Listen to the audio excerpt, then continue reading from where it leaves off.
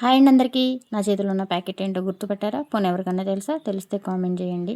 అసలు నువ్వు చెప్పకుండా, నువ్వు సరిగ్గా చూపించకుండా మాకెలా తెలుస్తది అని అంటారా? ఆగండి చెప్తా. వెనకున్న లైట్ నన్నైతే డామినేట్ చేస్తుంది. ఇప్పుడు చెప్తాను.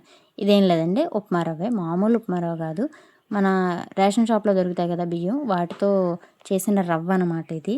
మా ఆయన అయితే ఉప్మా రవ్వ ప్యాకెట్ తీసుకురండని షాప్ దగ్గరికి పంపిస్తే అక్కడికెళ్ళి తెచ్చారు. తెచ్చే ముందే అడిగారు, ఇదైతే మామూలు ఉప్మా రవ్వ కాదు, ఇది కొంచెం నూకల్లాగా ఉందనమాట. రవ్వగా ఉంది. తీసుకురానన్నారు. ఓకే, తీసుకురండి అని చెప్పాను.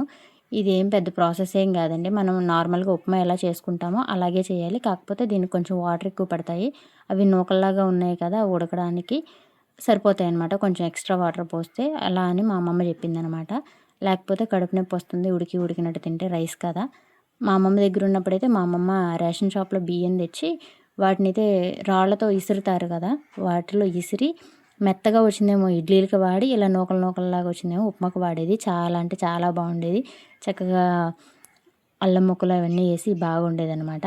ఉప్మా అయితే బాగొచ్చింది. చాలా రోజుల తర్వాత తినబోతున్నాను. ఎలా ఉందా అనేసి వీడియో తీసుకున్నాను.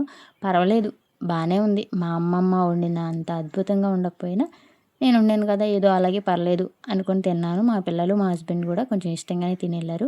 ఓకే, మరి ఉంటాను. వీడియో నచ్చితే సబ్స్క్రైబ్.